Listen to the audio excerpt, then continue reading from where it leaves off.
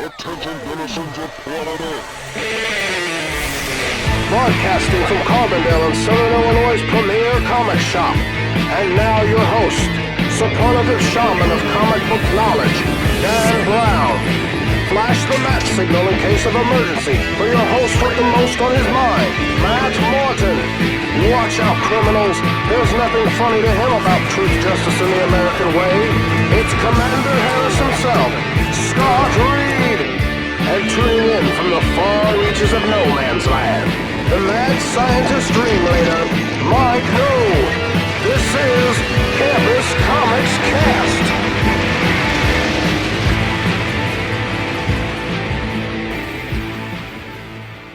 Hey guys, welcome to another episode of the Campus Comics Cast. This is the monthly previews review episode. Joining me as always is Dan Brown and Scott Reed. Yep, and I'm Matt Martin. We are going to go through same system as always, DC, then Marvel, then the big book. There's been some discussion about when exactly this is due. The catalog says January 18th, but that's a Saturday, and that seems kind of weird.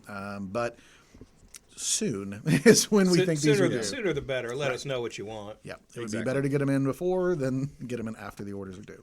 So, but Mike should have to have the order in within about the next week and a half, we're thinking. So, yeah, pretty limited time. So the holidays threw us off a little bit. Yeah. Otherwise, this would have been a little earlier. So I don't think we have anything to talk about before we get rolling. So let's just the January start. Previews for everything kind of shipping in March. Yeah, right? sure. Yeah, that's the stuff in March, of course. Yep. Generally shipping in March. Yeah. Yep. Hopefully. If it's anything, it'll be later than March usually. Yeah, definitely won't be earlier than March. I don't think there's any retro solicitations in this one either, like Marvel likes to do sometimes. All right, so ready to roll with DC? Yeah, so starting off. Page 1. Robin 80th anniversary. Yeah.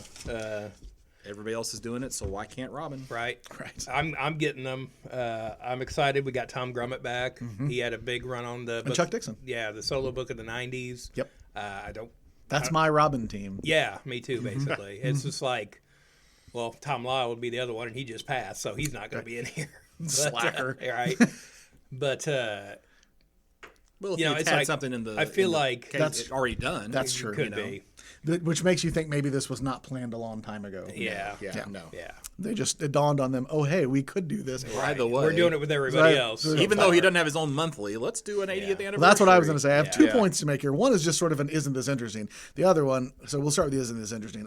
The rumor online is that, and we will talk about this several times in this catalog, the rumor online is that the new timeline, that's just still a little in flux and being set, the new timeline begins unannounced. This is the 5G timeline we're talking about. Yeah, that them stretching things out, that they begin unannounced. So one of the rumors is that this will reestablish what longer time fans are more comfortable with as far as the amount of time each Robin was Robin. So whereas New 52 condensed everybody into like 5 years, so which makes no sense at all. It's called bad planning is what that is. So a lot of people think that this is going to reestablish how long each person was Robin, which that's great. I'm all for that.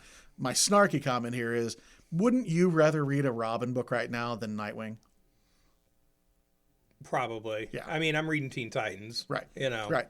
You got to get your Robin book wherever you can find it, is what I mean. Are you reading Young Justice too? Yeah. For the exact same reason, probably. I don't know for how much longer for that. I know reason, it's rough. It's because rough. I do not need Drake.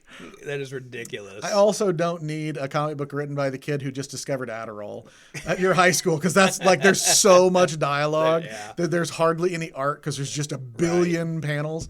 It's like somebody wrote it on Coke. It's just so much on the page. Another thing about them starting the timeline early is apparently, the Wonder Woman 750, which is about to come out. And Flash is the other and rumor. the Flash, anniversary issues. So that'll be coming out soon, so don't sleep on that. So now we won't talk about this later because those are my points. Yeah, okay. Yeah, those are the other two books that are rumored to be slightly easing into those timelines. Yeah, my other point is Tom Grummett doesn't do as enough stuff anymore. I don't know what he's doing. I put him on my C2E2 request a guest. Mm-hmm. I was like, Tom Grummett, give me freaking Tom Grummett. You know how long I've wanted to have a Tom Grummett sketch? A long time. So I just buy prints if that's what I do.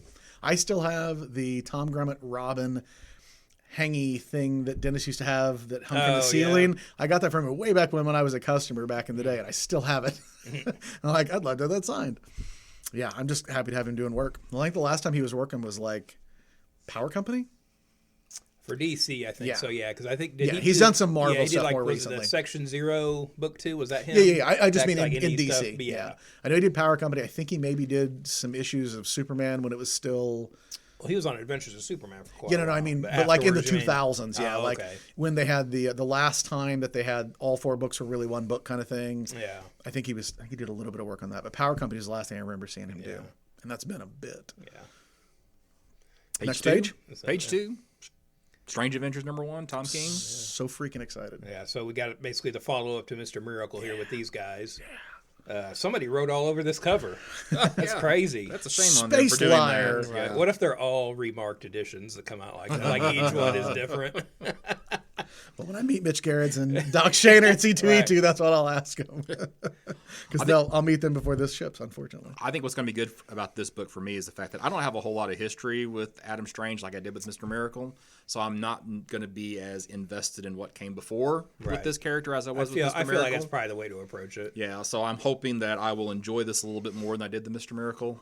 I can't imagine somebody being Not this. enjoy Mr. Miracle? I didn't enjoy the premise that the series was based on with him committing suicide, because that's not Mr. Miracle. But the rest of the book I enjoyed, but I didn't care for the premise that established what the starting point was for that book. I was in the tank from issue 1. See, that's Totally fine. that was I couldn't Escaping buy that. life. I'm fine with that. Yeah, That's such a fun twist on the I can escape anything. Can you escape life? No, you cannot. So after that, we've got Batman. So this is 3 catalogs in to the new year. No Batman, Catwoman. No, I was wondering about that as well. There was some talk online that basically DC just said, put it out when you want to put it out.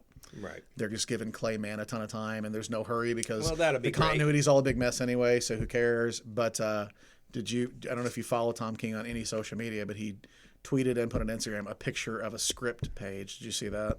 It says Catwoman special. Helena. Yeah, I saw that. I think somebody reposted it. I don't know if I follow him directly or not. Everybody just reposts his stuff all the time, and I see it. I follow enough people that follow him, I think. But I'm like, oh great, so we'll get another Batman Inc. now. Where after the reboot, we're catching it's up with in another the next story. catalog. Yeah, we'll see. But it was also supposed to be in January. Yeah, exactly. The That's stuff the shipping thing. in January. I mean, yeah. So, what do you think of? By the way, did I text you how it's not Tinian? Yeah. Tynan? Oh, yeah, go figure.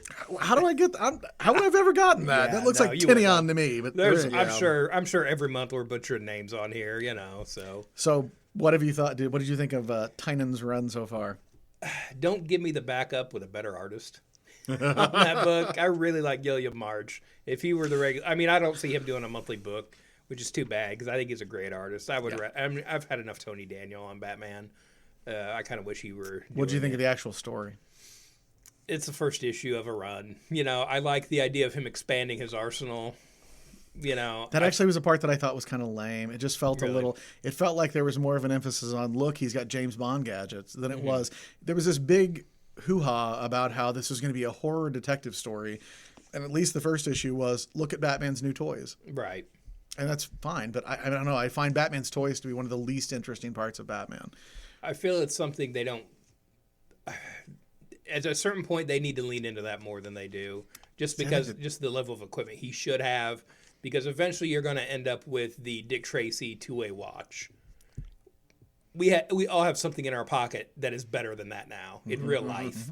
You know what I mean? So you have to kind of expand his level of technology every now and then, I think. And I think writers just don't think about that necessarily. But I think it's just not that interesting. It's like Batman's gadgets. I feel the same way about Iron Man. Tony Stark is more interesting than Iron Man got a new hat. Well, I mean, you have creative people supposedly working on this stuff. Figure it out. You know what I mean? But I mean, my point is, And I'm not saying they don't need to be Deus Ex Machinas for stories either. Well, that's literally what I was going to say. Was a lot of times you invent something new solely to serve as a way out of a story corner you painted yourself into. I mean, I think the better example of this is when Dick Grayson was Batman and Damian was Robin, and they had the flying Batmobile. why wouldn't Bruce Wayne have a flying Batmobile at this point? He gets around this whole city. He can't be stuck in traffic in a Batmobile. You know what I mean? I like to imagine he just drives through people. Right.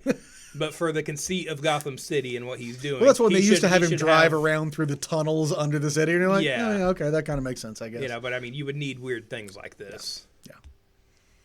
Yeah, so far, I mean, to me, it felt like what I think it's going to be. It is a roughly 12-issue filler arc until they hit 100 and this is reboot. Totally filler. Yep. You know, and I mean, I don't know how that affects his writing going into it. You know, he knows, I think it'd be kind of easy if somebody said, you got this many issues. Right. Go, kid. Yeah. And I know he's a huge Batman fan, and I'm sure this is oh my God, I've wanted to write this book for so long, because he wrote the Bat Family and Detective, really.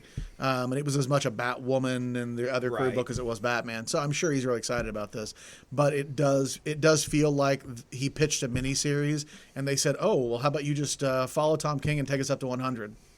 I really don't know why they needed to move Tom King off the book, honestly. Like, because nothing from here to 100 really matters anyway. Right, You're yeah. just waiting to get to 100 doesn't. and reboot. So, what's your next thing? Page 10. Okay, so on page 10, we've got Gotham High trade. This looks like a new book for their young adults line. I just want to bring it up because there was a proposed Gotham High-ish cartoon a while back. Had real cartoony versions of Batman in his rogues gallery in high school. Is like a fully formed Joker and Harley Quinn and stuff like that, like a real cartoony take. Cool designs, but you can see why that didn't get picked up. On page 18, we've got the last issue of Batman Curse of the White Knight. Sean Murphy has said online that he's already working on a third book, and that I think it's Beyond the White Knight. Page 20, we've got Batman and the Outsiders, number 11. It's got a really cool Ra's al Ghul variant cover by Gabriel Dell'Otto that may be sideways when the book comes out, or a wraparound. We're not really sure yet. Yeah, it just describes it as horizontal variant cover. So which horizontal, which way? Yeah. So. And like, why even point that out if it's not just a regular cover? And on page 23, we've got Detective Comics 1021 with a Lee Bermejo variant cover where he's kind of throwing batarangs at the viewer. It looks really cool. I've seen the bigger picture of that online. Page 30, we've got the new issue of He-Man and the Masters of the Multiverse with a Skeletor on this cover that is based on a action figure variant from the 2002 line, and it's never appeared in like any kind of story or cartoon or anything like that before this. So that's kind of interesting that they're kind of drawing on that stuff too for this story instead of just like older cartoons or comic books or something. I don't got anything till 63. Not until 78. 78. All right. Well, Matt, I'm surprised you didn't want to say something about the Hill House comics this month. They're good. Okay, there you go. Moving on to page 63. Did you like Vertigo? They're that. Yeah. The one thing that my one gripe with the Hill House books is that I thought that the little backup story that's the Sea Dogs or whatever it is, I thought it was going to be more, man. It's I don't know. It feels really. I guess I thought when it was done, it was going to be like maybe a comic's worth stretched across all these, and they're like 1 or 2 page stories, and really? very little happens in them. And sometimes that one page is like 1 page size panel that sort of has like words flow back and forth kind of thing. And I don't know. It's a small complaint when the worst thing about these books is the backup story. Right. But other than that, I have enjoyed them. Some more than others, but I think all of them are perfectly fine. And if you liked Vertigo, you will like this. You should read these. It's the most Vertigo-ish thing that anybody publishes right now. And it does feel the same way that in the golden days of Vertigo, even when the books were different, they felt like they were sort of a piece, like they were all had a unified aesthetic about what kinds of stories they were going to tell. These kind of feel the same way. They're very different stories, but they all feel like they belong in the same imprint. Way more than Wonder Comics or Young Animal felt like they belonged in the same thing together. So I guess I had more to say than I thought I did. But they're good. Speaking of Vertigo, there was an interview on DC Daily a while back, and they're talking to the writer of Last God. And he says in that interview, Vertigo, Vertigo, Vertigo, Vertigo, Vertigo, Vertigo. So maybe it literally was. He doesn't come out and say it, but the implication is, yes, this was supposed to be a Vertigo book. Yeah. You know, and he says this is very Vertigo-like. This is, he keeps bringing up. You know, Vertigo honestly, of in all this the stuff that short they interview. published, Last God is the least appropriate for Vertigo. Vertigo didn't do that kind of fantasy that often. No, I mean they did, but I'm like, you know, that's the smallest niche of Vertigo is like barbarian swinging swords kind of Right. fantasy. I know it's dark, and do you read Last God? No. It's gritty as hell. Really? Yeah. Like To the point that my tolerance for gritty is pretty high. And the other day when I read it, I thought, I don't really know that I want to keep reading this. This is Really? just like kind of relentlessly dark in the it all sucks, everyone's gonna die kind of way. Right. The same reason I quit reading Walking Dead way back when, where I was like, wow, if every issue is just misery, right. I don't know that I want to spend $5 to recreationally read sad times. Like, I have an English degree. I've done enough of that as it is. But it's good. It's a really gorgeous book. But yeah, that's interesting. If that was scheduled for Vertigo, then you got to figure all the rest of it had to be, right? Because all the Hill House stuff fits into the Vertigo feel way better. With Joe Hill for a while too before anything was announced. You'd think so, right? As big a name as that is, that had to have been in the works for a while. I would think. So then on 63 we've got the Brave and the Bold 28 facsimile edition, and this is the reprint or issue of the first appearance of the Justice League of America, where they fight Starro the Conqueror. And after that, we've got Detective Comics 38 facsimile, which is the first appearance of Robin, to coincide with the see those 1940s ads. Yeah. You can.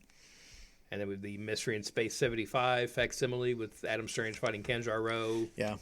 So Okay, now pull back the curtain a little bit. We had a little minor crash, and in the previous crash, you were talking about Brave and the Bold being the first full-length Batman apparently the story. first So I full-length- think that's interesting. full-length comic You should say that story. again. So apparently, Brave and the Bold 28 is the first full-length comic book story that Batman is featured in. Yeah, and we had Because a of the- whole side discussion yeah. about how the hell can that be, but then we were Yeah. like, well, Yeah, so maybe it what, be. what the saying is that because of the format of Golden Age books, they were like 3 or 4 stories at least it's per never issue. bell to bell Batman. Yeah, exactly. So, and even if it was like multiple stories, in an issue. Right. Yeah.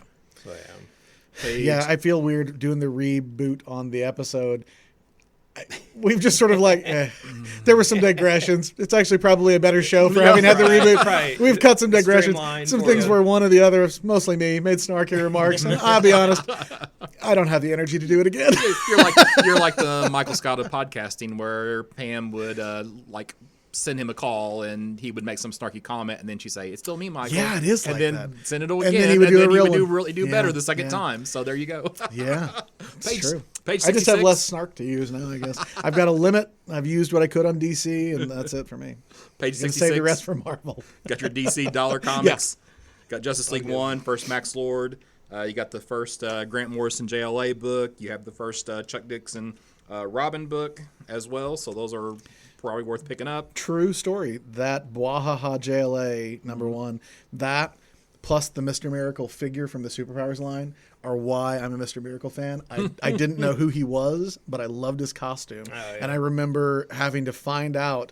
I used to ask like people I knew who were in comics, like, it's a DC guy. He's got like a vampire cape. He's got like a red mask with yellow. And people were like, I don't know who you were talking about. And it'd always be, is it Martian Manhunter? And I'm like, no, man, because vampire cape. And like, oh, Martian Manhunter. No, not in hot pants and green caveman. Like a dude in a mask. He had like a suit. He's got like the cool, like buttons on the cape. And it took me forever when I finally figured out who it was. Then I was like, deep dive. Who is this character? Because I love his costume. Then it turned out I just really love the character. But I remember seeing that. And of all the characters on there, and obviously I was like, yeah, Batman, great. And I didn't know who almost any of those people were, but for whatever reason, that Mr. Miracle jumped off the page, and I was like, who is that? I love that look. I want to know who that guy is. Yeah, so a lot of good issues here, though, too, to pick up for $1. Yeah. Yeah. Yeah, there's several more than the ones we mentioned. So There's a lot this month. Page 70, you've got the trade for Batman Last Night on Earth, actually hardcover for that, finishing up that Snyder Capullo story. Mixed reviews on it. Yeah, there was a whole digression about that. And it wasn't just me this time. So It's very pretty. yeah. I've only read the first issue, so That was the best one, to be honest. Okay, I so liked, it's all downhill from I there. liked Okay. issue 1 just fine, and then I read 2, and I almost felt like I had missed something. Yeah. Like, because there was so much of a gap in between, and I was like, wait, what the hell is going on? And then by the time 3 came out, I thought, I don't think I remember this very well. Yeah. If those had come out month to month, I feel like I might have liked them better. I still don't think I would have, loved them. Right. But I do think I would have enjoyed them more if they'd actually shipped on time. Right. And this is where Scott has the jump on us by reading in trade. It really is know. true. If I were a stronger man as far as willpower is concerned, I would be a trade reader because I think most of the time some stories do read better month to month. Well, everything is written for trade now. Right. That's Right. the other part And of that. That's exactly what I was You going to say. know. Some things do read better month to month, but it requires that the writer write the cliffhanger kind of stuff Yeah. in, and that does read poorly in trade. Honestly, Yeah, like, yeah. how will he get out of it? I don't know. Turn the Turn page. the page, Right. yeah. Like, it's right here, man. You didn't string me along. So when people do that, obviously reading the issues is better, but that doesn't happen all that often. So honestly, I hate to say that. If you're just reading it to read, a lot of times it's better. It's better to read in the trade. So after that, on 71, we've got Superman Smashes the Klan trade, collecting that 3-part story. And as we're recording, this third issue isn't out yet, but that book's That's been what I was really going to good. ask. Was did I miss it? I knew Yeah. another one had come out. I thought maybe Well, that was 3. And that I one doesn't forgot. go on sale until May, so they're really Yeah. early soliciting that trade. So On 76, we've got the DC poster portfolio of Art Germ Volume 2. So if you picked up the first one, get this one too. And if you want to have a cheap way to make money, just sell them all individually as prints, about $5 a piece, and people will buy them. Yeah, they so will. you got about I don't know. I guess assume at least 21 prints. So you can make $100 off that book. So. 42 pages. Well, I don't know if that's front and back. So yeah. that could be He 21. is I to don't know. me one of those artists that I get it, but I don't get it. You know what I mean? Like, I saw his line at C2E2 and I thought, really? Oh, I bet it was Like, huge, wasn't it? Yeah. No, it people was love his crazy. work. And they started to start capping it every I day. bet. Like, they would cap it at 9:10 in the morning, right? Let people run to it, and then that's it. That's all we're doing all day long. Right. I mean, I think he's good. It's just, Yeah. I feel the same way about him that I do, I don't know, The Grateful Dead. I get why someone would like it. I don't get why this many people like it Right. this much. Like, Yeah. really? I really like his art, but it's I do like, too, but could you ever see him doing an interior book? right. You know what that's I mean? That's a Yeah, really no. good point It'd too. be interesting. I mean, to I see feel what like- his take would Now, be. that being said, I have seen people post online sketches that they have got from him. So it's not computerized like what he's doing Oh, here yeah, for no. things, and they're actually really, really good. Yeah, that's the so thing. He That's- is a good artist. I mean, That's, so, that's yeah. a That's a- misconception with computer art in general. right, It's like you I'm- still have to know how to draw. You're still a good artist. The computer's not a crutch. It's in a tool. in just no like way am everything I else. ragging the guy or saying like Yeah. he's not. It's not that I don't think he's good. It's just what is the name of the artist that Mobius. that we always laugh about? He's been dead for like 15 years and he keeps doing covers. Michael Turner. Michael Turner. There you go. I could have was like Michael something. I feel the same about Michael Turner. Like, Yeah. I would think, I don't know, he's good, but if you've seen one Michael Turner cover, you've kind of seen every Michael Right. Turner cover. They're all kind of the same cover. And I feel like most Art Germ covers kind of look like an Art Germ cover you've already seen before. So, Okay, people not- used to say it about Frank Cho, but then Frank Cho's got all these like crazy detailed, elaborate backgrounds on all the Harley covers now. Okay. And sure, it's still girly art, but That's the thing. That's what all these artists have in common that we're talking about right Yeah, now. yeah. Is there's a lot of girly art. These guys would have been huge in the 90s. Michael Turner, kind of was still at the end there. But yeah, it's like I feel like it's that thing of the 90s now, with that. And I'm saying these are still good artists. These are great professional artists. But it is that They sort of found a They niche. found their niche and they found Yeah. that audience. Yeah. And those guys are going to be hardcore about. I that also stuff. don't understand why everybody watches so many Law and Orders or NCISs. I guess you've seen them all. No. I gotta buy. There's can't more. talk about that. I tell you. On page 79, we've got the Joker, 80 Years of the Clown Prince of Crime. So it's sort of a best of Joker. And they list some creators here, but I wish I knew what books these were that were coming in here. Are they not doing an 80th one shot for the Joker I'm with sure that decades I'm sure they covers? probably will be. No, they're doing a $30 trade. There you go. Yeah, Okay. that they're not telling you what's in it. On the previous page, Freedom Fighters 1 through 12 gets collected into one book for $25. And it's pretty. I'm glad they did it this way rather than Well, do that's two the Vendetti volumes. series. Yeah, That's it's the supposed to be whole really thing, good. 1 I through haven't 12. read any of that yet. I liked it a lot. I have been during periods where I would roll my eyes at my DC pulls for the week and think none of this is going anywhere. Freedom Fighters is never a book that lets me down on that week. I enjoyed it a lot. It's not art, like he didn't have any. This isn't Watchmen where we're gonna look back and be like, oh man, in 2019, Freedom Fighters. But it's a very fun superhero book, and it is. Oddly pointed in a way that I didn't expect it to be, and I think it was a really good read. On the next page, I tell you what, back onto that trade real quick of Freedom Fighters. Sure. So we've got the cover of the Uncle Sam poster being painted over. yeah, They solicited a version of this where that painted over was off a little bit and you could see the finger underneath it a while back. I didn't see that. Yeah, and I'm like, why not do an acetate cover?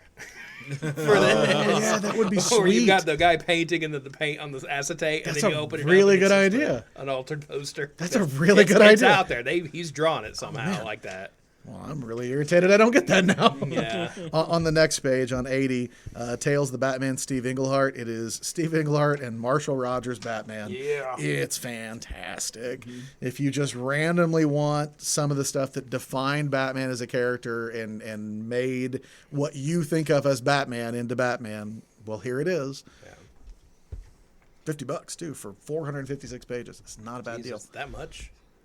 Because, I mean, he didn't have that long a run on Batman either, too. That's impressive. Oh, well, did they have the Dark Detective miniseries in there and stuff? Is that in That's a good there? question. Let me look back. Yeah, it's got Dark Detective, and then, 126, so this is like Batman Chronicles. Yeah, it's like all of it. the There's Legend of the Dark Knight. Knight. That's a good story. That's that Yep. Siege story, I bet. Yep. Yeah, there's some good stuff in there. So that's not just the 70s stuff. That's Yep. everything he did, probably.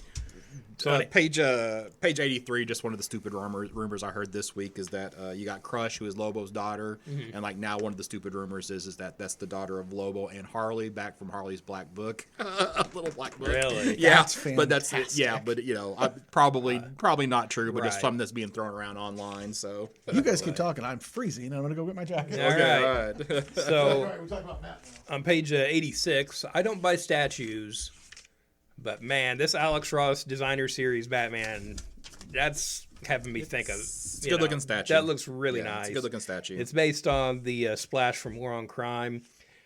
I feel like really the cape should probably be bigger, but they've done that with a few other statues. But yeah, that one looks really nice. I'm going to have to think about that one, I think. We'll think about it pretty hard because it's $200. Yeah, I know. That's the thing. And then right after that, we've got the DC CoverGirls Harley Quinn by Frank Cho statue. We've got some more statues. More statues, action We got some figures. deceased action figures, which I feel like are just repaints with new heads, you know, for these zombied superheroes. On page 92, we've got the Justice League animated series style action figures, which were previously exclusive to the DC Universe App Store. And are on sale now if you subscribe and have access to that store. Are we on the same page that there is no way in hell the DC Universe is still a service by the end of this year? I don't want that to be true, but you're probably right. Well, a We'll person see. who will remain nameless was the person whose subscription I was using to watch things. And I went to start watching the Harley animated series, and it said, "Would you like to start a free trial?" And I was like, "What? No!" And so I had to text him and be like, "Did you let this expire?" And he's like, "Oh yeah." I was like, "Well, now you've put me in a very difficult position because I don't want to pay for this, but I do want to watch this show." And I never password share. I'm always the person that people password share off of me. And now I'm like, ugh, this is terrible. It's like the exact wrong price point, right? If it was $50 for the year, I think I would impulse buy it and never question it. But $75, and I know it's only $25, it's only another $2 more a month. Right. I get it. And Lord knows I've spent more and gotten less. Right. Okay. I can't. But somehow, I can't complain. I see what you're saying. I can't complain about that too much because I got in at launch and they on my You get resubscription $60, it's right? still 60. Oh, They see, they that's kept what it at that price I was for telling me. the person who will remain nameless. Right. I said, even if I had done that, if I could, Right. if I could still get the 60 deal, I would probably do it. So it'd be like, oh, $5 a month. That's not that bad. But there's something like psychologically, I look at what's on it and I think $75.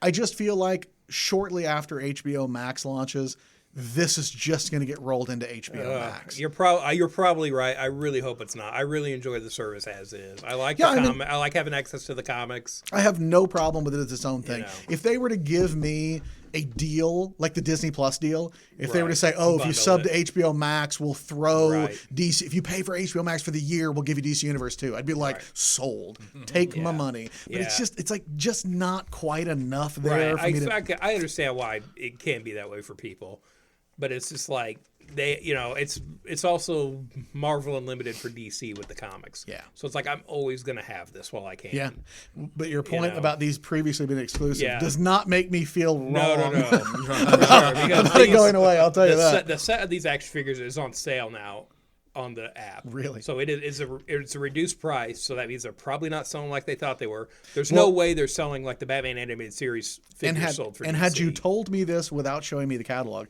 if you had just said, "Hey, did you see those Justice League figures are on sale?" I would have said, "Oh, that's because the McFarlane toys are out now and they look better." I do not agree with that at all. I don't like them that much either. Actually, again, the same person who will remain nameless. Right. I said I don't really love these. These look like pro wrestler figures. Like they're sort of overly bulky and the poses are weird. I actually liked them when people showed me pictures of it in action poses. I thought they looked fine, but the maquette pose. Yeah. I thought, man, they all look way too beefy and too like The bro-y. articulation cuts into the sculpt way too And much. I haven't seen that too much. But the general consensus amongst people online is, oh man, these are the best things ever. And that's my point. Like I would imagine people love the new ones and they're like, I ain't buying those. I've seen the opposite online as far as those Really? figures. Yeah. Oh, dude. I think it's probably getting divisive. I will say My friggin' Instagram feed is full of people just we follow different people. Then. we do.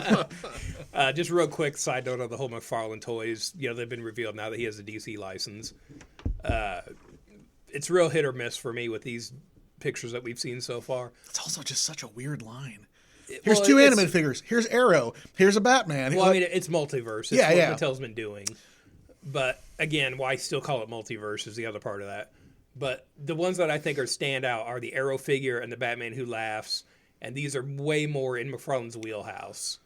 As far as like, here's an actor from a TV show. It's like a live action thing. And then you've got like Batman Hellraiser, basically. I feel like these are the standouts of this line so far. I haven't seen these in person yet because they haven't come around here. Yeah. But I think I was going to ask you if you'd seen it yet. Yeah, the ones that are closer to what McFarlane is known for, I think, are the better figures. The animated series Batman is not. So. I actually kind of hate that Arrow.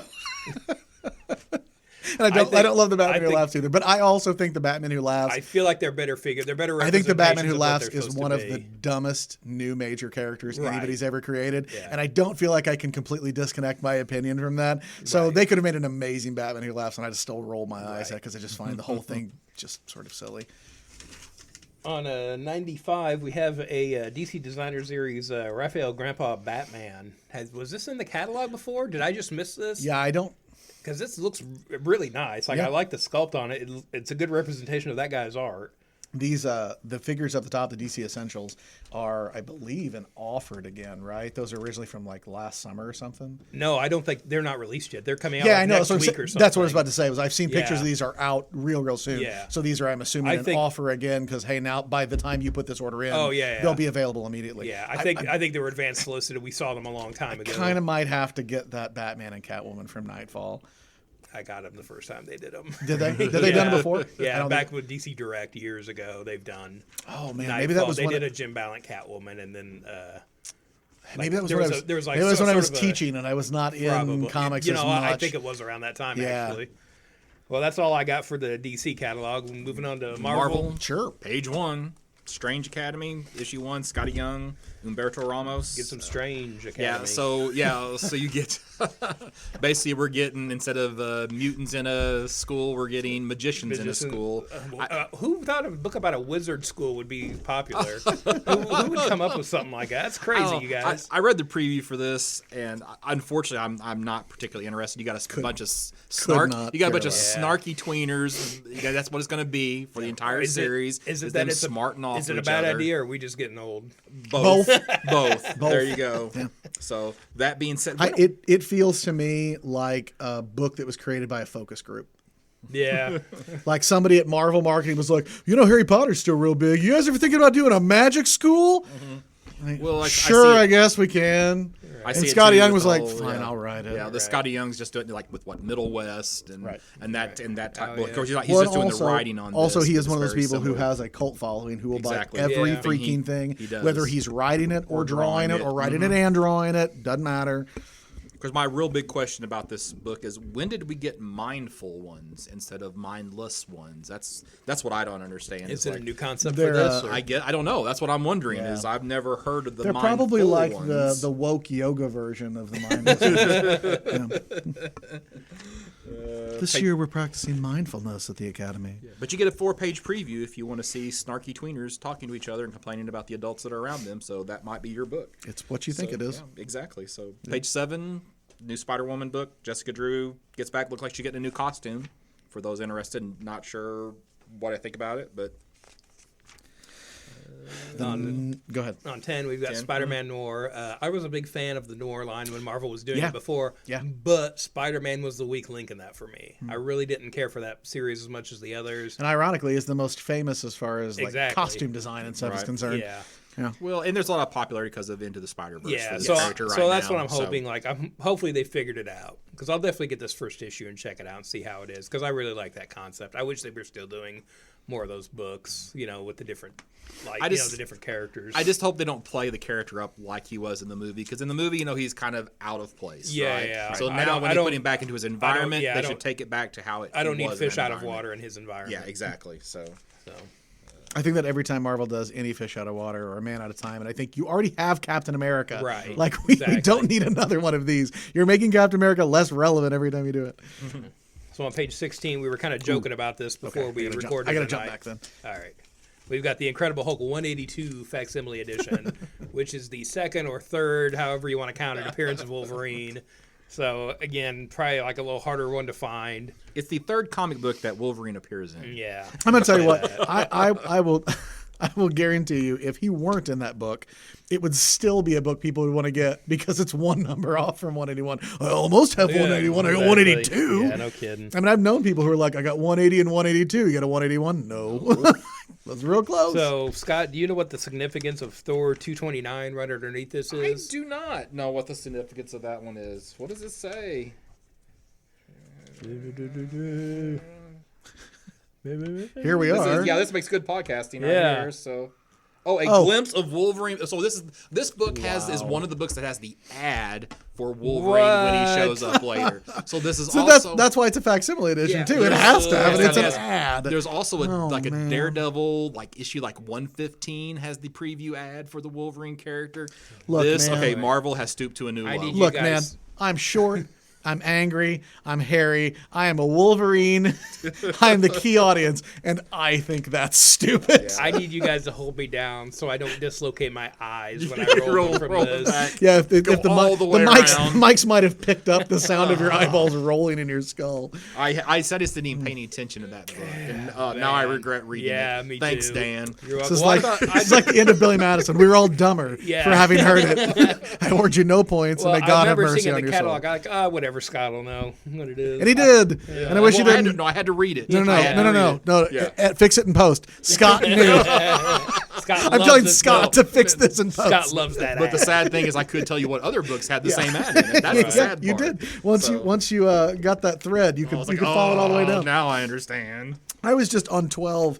I started to say I'm going to be snarky about it. And I guess I'm not being snarky. I'm just a little confused by it. So Fallen Angels is apparently gone. And in its place is Hellions #1, which looks like it's about half of the same team as Fallen Angels. But Fallen Angels was pitched as an ongoing. It was not. It didn't say final issue, but it is not in this catalog anymore. I mean, I feel like that's what we always say Right, about I know. Marvel now, but, isn't it? but what I'm saying is, it didn't just go away. Right. It just changed names and put a new #1 out, which is to me, that's a new low for Marvel. Like, what if we just changed the name and slapped the #1 on it? Is it the You same- think they'd keep same buying it? creative Same creative team? Yeah, I that's what don't was think so. wondering. I don't think. No, it's not because it's Brian Edward Hill was on Fallen Angels. Oh, okay. But that's actually a fun point that I will bring up. I think on the next page I have marked about Marvel and it is the next page I have marked Marvel and creative teams. But I'm gonna wait till you guys get there. All right. It's fine. Page 17, we've got X-Men Giant Size Magneto #1. So we're getting a Magneto one-shot by Jonathan Hickman and Ben Oliver. Might check that out. There's been some good solo Magneto stories now and then. I don't have anything for quite a while. Mine's not till 26. Okay. That's where I am too. But I do want to real quickly on 24. That X-Force cover is one of the most fantastically 90s covers I've seen in a long time. And Ooh, man, I didn't even notice that, but yeah. I have to say, I kind of like it. It looks like they're working off a sketch by Rob Liefeld. I was going to say it looks like Adam Kuber. It looks like Adam prelims. Kuber. It does look like that, but I'm saying Oh, Rob yeah, Liefeld's yeah. like, here's your concept. Well, yeah, Go because there's with no it. feet. Yeah. They got a snake around her foot, so you don't Yeah. have to see the foot. So, all right. Wait, okay. Since you brought out that page, there is a cool God Loves Man Kills variant cover for that. So, which is, by the way, one of the best X-Men stories ever written. So, I love that you have unintentionally become Segway Sam for me. okay. It's so good. Okay. So, all right, on the next page, you got Empire. You guys go and talk about Empire, and then I have side snark that I'd like to throw out about Empire. I got nothing. Two points about Empire. The only thing was that this is Marvel's next event. I don't plan on reading this, but coming in the next couple of months, we will then start seeing the Empire proper storyline coming. So this is what the next thing is going to be for Marvel. So This is gonna be so fun. All right. You're either gonna both get it immediately, and I'm gonna be like, damn. What's the creative team on Empire? Mark Waid and Barry Kitson. Wrong. I have no idea. That's a good book. I wish we had that. Exactly. I had to look it up. Well, but it's not They have- solicited yet. No, so. but they have been marketing Empire. I looked at this too. They have been marketing Empire was coming for months. Right. They announced before New Year's, and it just quietly got slipped out. They announced that it's Al Ewing, who is great. Okay. So it's a bad creative team, right? How the hell did we get to this version of Marvel, which for so long was like writer driven, and they launched books based on, oh, Mark Miller's writing Civil War, oh, Brian Bendis is doing blah blah blah. Al Ewing is one of the better writers. He writes one of the hotter and more critically acclaimed books at Marvel, which is Immortal Hulk. Right. How are we not pushing? Like, because I feel like, do either of you give a single solitary crap about Empire right now? No. No. Are you more interested when you find out that the writer's really, really good? I'm not saying you're going to buy it, but are you less like, oh, I don't care? Are you more like, well, all right, maybe? When you find out the writer's good, does that change it a little bit for you? A little. I'm not saying you're like, now I'm definitely getting it, pull on my list. But it's a really good writer. Like, you would expect this to have been, sort of a assistant editor's week, the way that they've completely buried who it is. I don't feel like Al Ewing has the big name recognition that they usually like like to go for. He doesn't. But I'm Mark not Miller saying anything. didn't when Civil War came out either. With Marvel fans. Okay, He did with yeah. DC fans. He did not with Marvel Yeah. fans. They knew And him that- as and the that's- guy who did Ultimates, and that was it. Right. And real quick, that's not a slide against Al No, Ewing. no, no. He's No, a it's not. fine writer. But you know if what you I mean? if you But- said Immortal Hulk's Al Ewing, right, Yes. for sure. I feel like you People would get because it. I think a Yeah. lot of people don't know. I think a lot of people who read Immortal Hulk don't know who writes it. They just know the book is good. Well, I'll say that about Marvel fans in general. They And don't care that was about that was creative my teams point. as much. That was my point. Now, Marvel had to teach Marvel fans in the 2000s to learn to identify creators and buy their books. Right? So, like, there was a stretch, and it did not last, but there was a stretch where Bendis' Daredevil Ninja was hugely sought after amongst a really small number of people because it came out before he was famous, and there were people who bought every single thing Bendis did once he was doing New Avengers, and they were like, oh my God, he did a Daredevil book before that? And we used to have people come in and ask, have you got the Daredevil Ninja? I didn't know that existed. And I'm like, yeah, I bought it off the shelf because I knew who Brian Bendis was. Right. But lots of people didn't do that. And Al Ewing could be that guy, but Marvel, for whatever reason, does not pitch books. Jonathan Hickman is the showrunner on X-Men. They hardly mention that it's like a name indie creator, which is one of the big points of getting an indie creator, right? It's a street cred. All right, so here's my second point. Okay, well, hold on. Which is weird that they're not promoting that because Marvel was the first line to really, really promote writers and artists. Right. But this is, Yeah. and boy, you will very rarely hear me rag at Disney, but I feel like this is a byproduct of being corporately owned because the IP is the star, not the talent. Right. Because you are selling Guardians of the Galaxy because Rocket's in it, not because Donny Cates or Al Ewing writes it. That's the idea, right? And that's what I think they're doing here too. People are going to buy this Kree Skrull Wars thing. It doesn't matter who writes it. Then why did you get somebody good? Just put somebody bad on it and be cheaper. And I think this is also evidence that the Kree Skull Roar is where we're going in the MCU. Yeah, agreed. Because this is going to cause confusion for your general person whenever they see this version of Captain Marvel on the cover, as opposed to the Carol Danvers Captain Marvel that they think that they should have. Which has always been one of my gripes with changes in the MCU. I in general, I think the MCU has done an amazing job, and I have very few complaints about deviations from the comic continuity, but I always sort of cringe as a former comic shop employee about how more difficult it makes your job to sell comics when people come in and go, no, that's not Marvel. Marvel was, and you're like, no, not on the comics they weren't. It was a guy, and he's dead. And he yelled Shazam. Exactly. But called then him the Big Red DC Cheese. stole him. And so here's my second thing, and this might be so overblown. I might be making a huge deal out of nothing. You're like, duh, stupid. This is the thing I said. This might be dumb enough to make Scott curse. All right. Here's what occurred to me the other day while tagging the catalog. When I say most famous or most influential story arcs in comics history, name me the things that come to mind for you.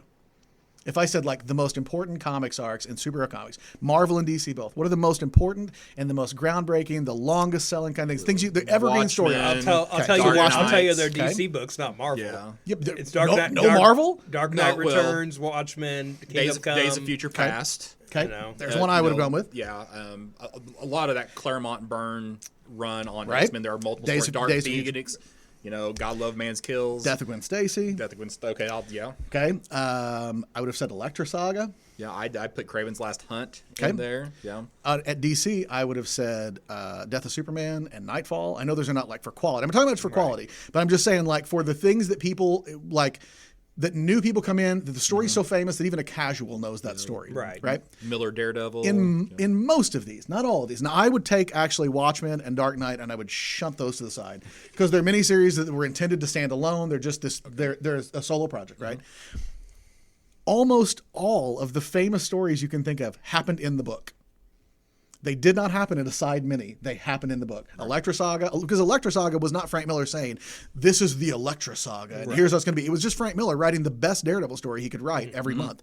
And then even Nightfall and Reign and Death of Superman, which were during the era of event books, happened in the regular book. Yeah, oh, yeah. And Days of Future Past happened in the regular book. And Dark Phoenix happened in the regular book.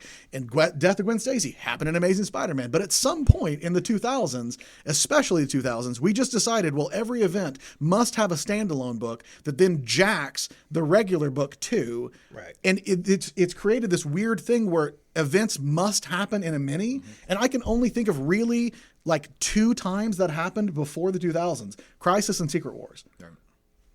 Armageddon 2001.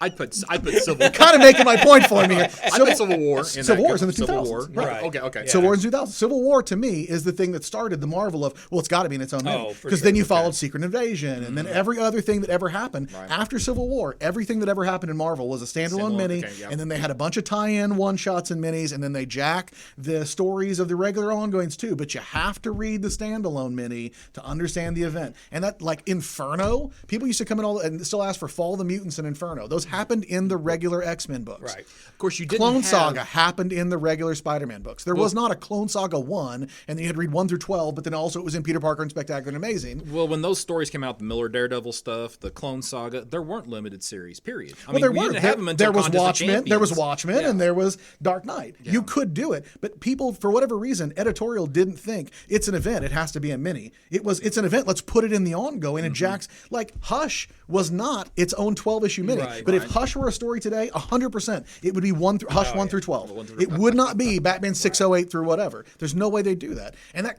kind of irritates me as a comic guy. Like, I want my famous story in the book. Well, especially like Batman Year One. Again, in the monthly. Again, that tells me this is Batman Year One was one of my examples. continuity. And it's important. when It's in the important monthly for book. the team that's working So on it. when you do that side mini series, what is this? Is this continuity? Does this affect the monthly books? Is this Doomsday Clock? You know what I mean? What actually got me thinking about this was in this catalog, this plus in a couple of pages, Amazing Spider-Man comes up. And I think Nick Spencer's Amazing Spider-Man has been really fun. And it got completely derailed for 6 issues by the 2099 event that, wasn't very good and didn't sell that well. But this separate event... But the majority of the story was told in Amazing, but it was being told to serve a second series of one-shots. And, dude, it's just, like, this is why people give up on reading comics. It's because there's so many add-ons. It's like going on vacation and constantly getting upsold. Oh, you don't want to move up to the breakfast package? And, like, dude, just let me pay you and go on vacation already. I'm doing this for fun. You're making too much work out of it. Well, but the people who are buying the books, incoming, number one's going to be probably the biggest. It's probably the biggest book for Marvel this month. That's because right? it's $10. Well, but probably numbers wise, They ship not half even, as many copies. It'll still sell more. Yeah, but it's probably gonna outsell everything else from Marvel. So It didn't hear. okay. Yeah, well, no. I'll let it be interesting I to see the bought it, numbers. and I don't know that anybody else did. I asked Mike if he got incoming left, and he answered immediately, yes. I was like, well, okay. So page 28. See anything before Sure, 28? Okay, so 28. We got the Marvel dollar books, the True Believers books, of course, tying into Empire. Some of the characters you're gonna see show up there. So you have like some early Mantis appearance, first appearance of the Swordsman. I guess she's going to be important because she's the Celestial Madonna, so I guess something to do with Empire is going to have something to do with the Celestial Messiah. So apparently her and Swordsman's son will be part of that. You've got, of course, some various Kree characters, and then randomly it feels like She-Hulk's first appearance. So go figure. And then I think I figured you'd wait till that show came out. well, that would make She-Hulk. sense, but apparently she's got something to do with Empire. So. On page 30, we've got Marvel #1, and so I guess this is like a anthology book that Alex Ross is kind of behind and curating. Again, it seems like this is the kind of thing he wants to do now. It's kind of what he was doing for Dynamite for a while. It's kind of why he left Marvel in DC, because he proposed something like this to DC. They won't let me do my vanity projects. Yeah, there. pretty much. So, again, he is doing some art on here. If this were a video podcast, you could have seen me roll my eyes and shrug. Right.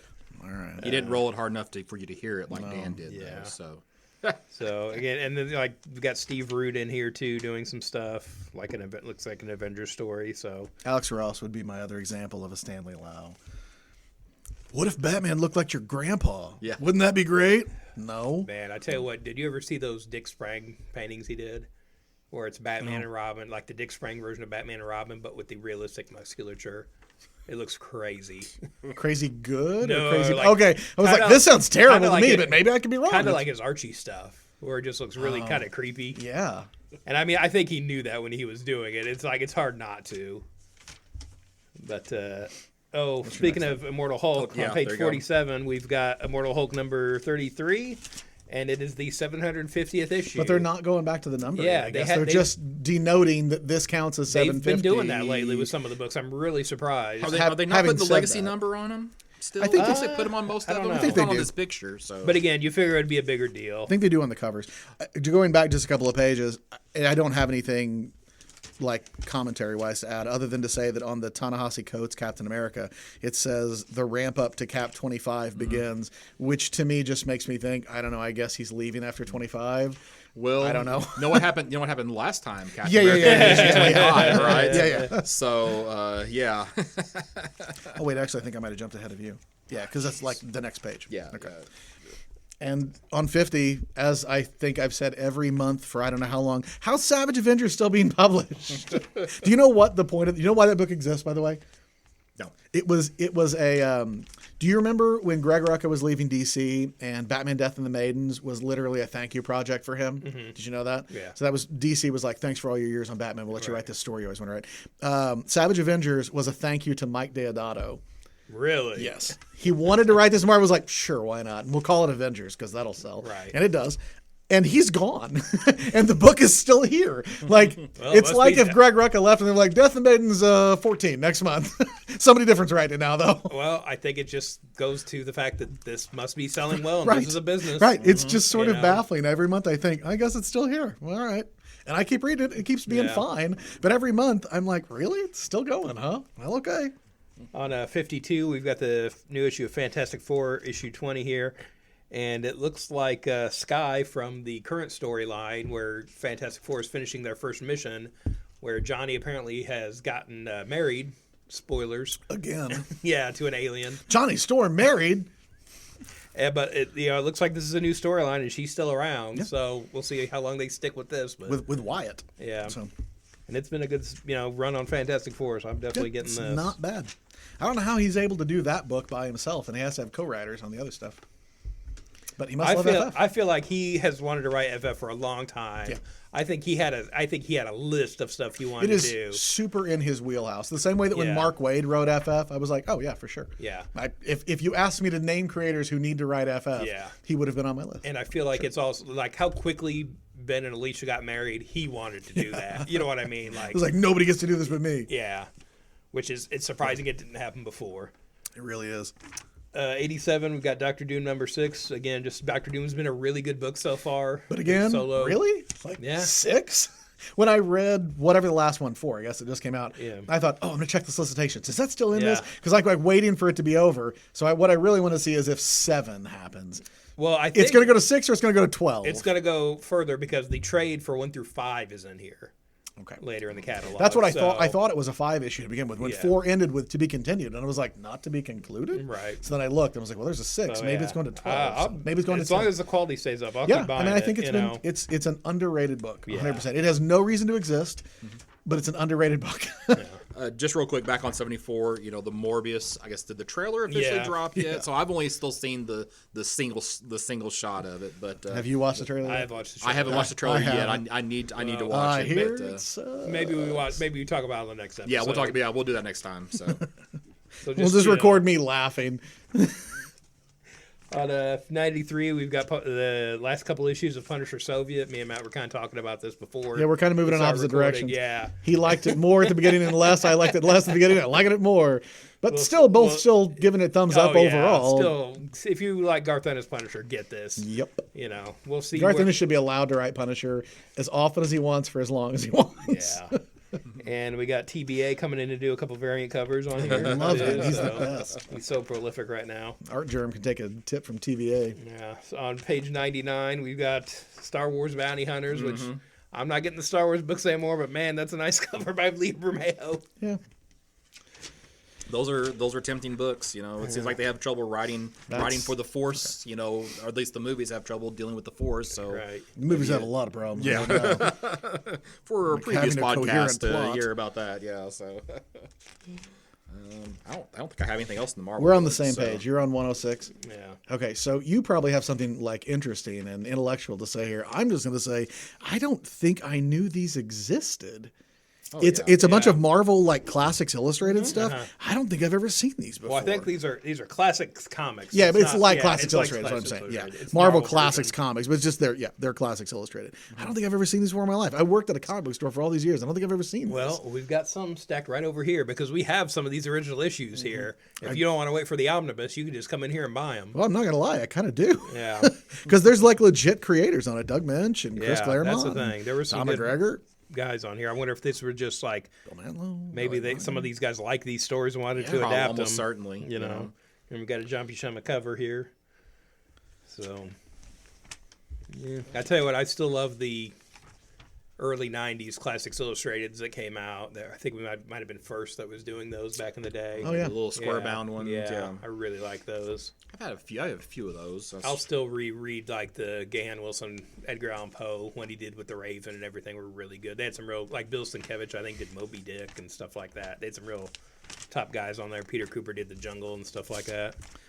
I got nothing. Digression. Oh, sorry, I got nothing until we get to 116. Well, on 112, we've got the Marvel Select Daredevil, The Man Without Fear hardcover. Again, the way this book was originally supposed to be presented was as a graphic novel. It's a good story. There's a lot of stuff from the Daredevil TV show in here. Yep. I don't know why he's yellow on this cover. So it's a different print, so they can I differentiate guess. it. So, It could looks like just the be poor exact printing. same ink as that yellow bastard, right? It's that like really, really bright. Oh, do you think it's that fluorescent It kind of? almost looks like the same Yeah. effect there. So going into the X-Men trades. Yeah. So we're still getting the crazy, here's Right. your month. That's But exact- now we're also getting volume 1 of the monthly book. So however you want to read this, I really feel like they wanted to pump out trades quicker than they could. Yes. It was why we got the month-by-month Yes. trade version. Have you been reading the Dawn of X stuff? No.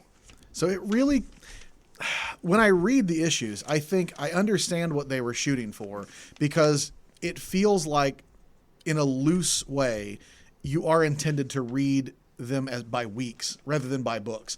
So like if you look at the publishing schedule, they do kind of there's a continuity between the books. So like Okay. a Is it number like how two, a it's number like- 2 of one book, number 3 of a different book will be predicated on what happened in number 2 in the other one. So it's like a House of cohesive. X, Powers of X, what they were doing. Yeah, they're not that. directly related, but like changes in one book follow in the other ones. So like when Professor X gets killed in X-Force number 1, then the number 2s that followed that, or any of the books that follow later, they treat that as having happened and you read it. So I get why they put them out that way as the things that came out each month, but I mean, they're not gonna do a volume 7 and a volume 8 and a volume 9.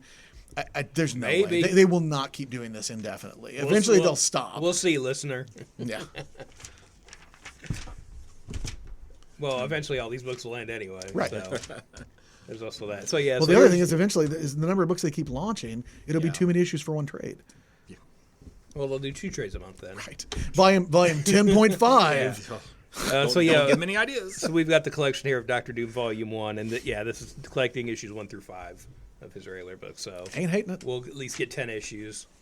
Have you been reading Symbiote Spider-Man? No. I just flipped past that. Dude, it's better than it has any right to be. It's Peter David, isn't it? Yeah. He's got to make that money. On 150, we've got the new printing of Wolverine Enemy of the State by Mark Miller and John Romita Jr., which was a pretty good story in there. Is that where they killed North Star? Maybe. I think that's where Wolverine freaks out. I think he kills North Star in that. Yeah. Everybody always goes on about Old Man Logan as being Yeah. like the big Wolverine, but I think Enemy of the State was It's a good story. yeah, I liked Enemy of the State better. On 155 with some of the Star Wars trades, we have some of the Legends books where we have books that basically Dark Horse did back when they had the license. And we've got the third volume of Legacy in here, which I think wraps up. Yeah. If you ever wanted your Skywalker to be named Cade, Yeah, and like hooked on drugs. if you ever wanted a Luke that was a douchebag, you got it. No, Luke's just a whiner, Right. but Cade's a douche. Like if you ever wanted the That Axe was body I spray really of like Jedi. that book. So on the The last book was page- honestly fun, but Right. man, he was such a terrible character. yeah. The overall world of the book was really cool, Yeah. but man, what a terrible lead. Yeah, He that was and the so Knights of the Old unlikable. Republic book they did right around the same time are both really good. Yep. And And they don't matter at all if you're a Yep. continuity person. So on the last page here with the posters, we get to play the game again. Oh, Because good. Didn't even notice. there's an Empire poster that they do not show because they probably don't have it done yet. No. I missed that. But yeah, we got 6 other posters, but we've got an Empire it's poster hidden they at don't the bottom. show. They got Yep. the 7th. I didn't even notice the 7th poster. All right, big book. Big book. So Yeah, so- before we even crack this thing open, Too late. Decorum by Jonathan Hickman and Mike Huddleston. What a great title for a comic I am book. looking at your book and the number of posts that you have in it, and you must have a different catalog than I do because Yeah. there's not that much interesting stuff in this. So page. The Decorum is my first thing I have tagged. What Well, kind of page- title is I'm that gonna for a buy book? it. I know you're gonna It buy feels it. like such an image book title. Page 24. The titles never mean anything. They're like Cable. What does Cable have to do with being a cyborg with telekinetic powers? Nothing. Yeah, I've never heard a good explanation for that name. Nope. So page 24, you've got the previews catalog. There's literally 1,000 times as more stuff than we talk about Oh, yeah. on this podcast. So you really, should pick up a copy and check it out and get that pre-order in with Mike as soon as you can.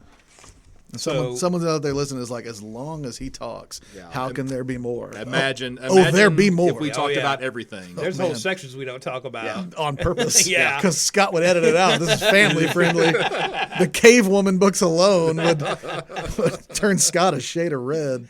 So we've got some free comic book day Yes. stuff for this year, for 2020. Hey, page 30, Firepower Yeah, number 1. exactly. This is, you need to go to your comic book on Free Comic Book Day and pick up this book because this is going to be the first appearance of this character. Yeah. So you need to Well, grab it. here's You may know him as Iron Fist, but right. but no, here's he's the other Bob fun Kirkman's thing. Iron Fist. It's not in here, but they've also announced, hey, we're coming out with a graphic novel special before the monthly book starts.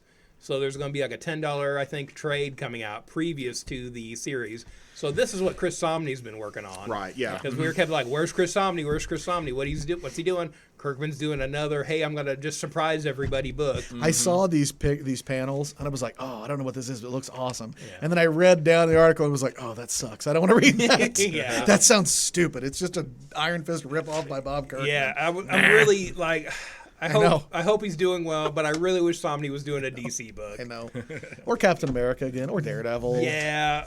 Another Or one that Thor- piques my interest on page 31. You got the Jack Thor, Kirby, the epic, Teenage Thor. Yeah. epic life of the King of Comics. So you're getting Oh, yeah. Jack Kirby in the form that he should be. One in of the Yeah, life he should the be one of in. the coolest So, things yeah. in the free comic. Oh book yeah, and and stuff. it's Tom Scioli who just did the Fantastic Four grand design. And if you've seen Oh, his that is who if that you've is. seen his early work, he loves Kirby. Go look up the Myth of 8 Opus, and he is just hardcore I knew that name. Glad you going said that. into Kirby.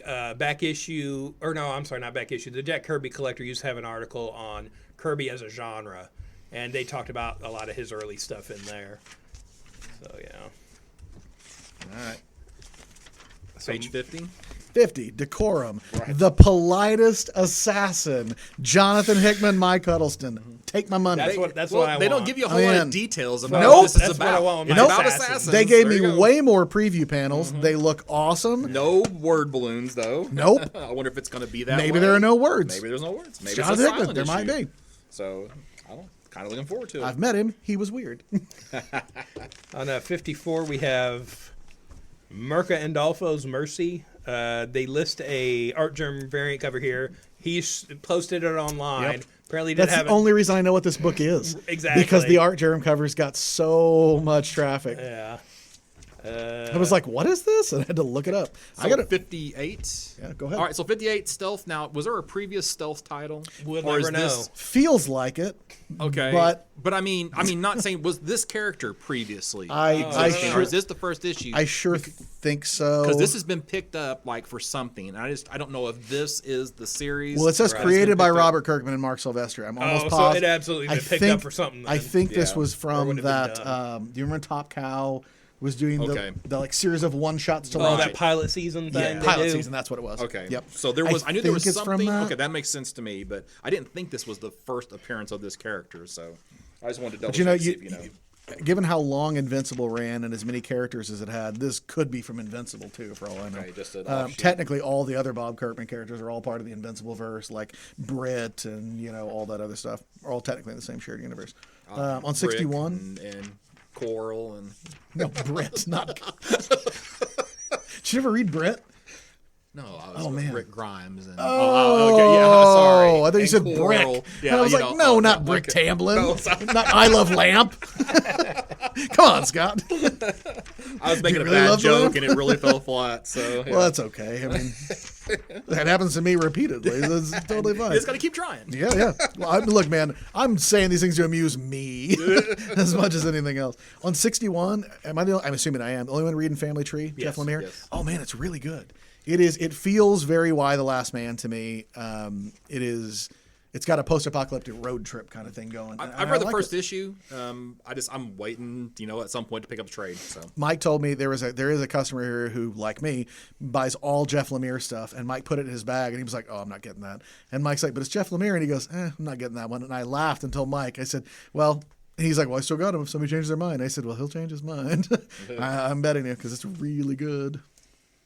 my next thing's not until 94. Oh, so man, my next thing is like 200. Me or something. too. okay, so 94. I'll let you go. Okay. Okay, so we've got X-Ray Robot #1. Mm-hmm. This is a new book by Mike Allred.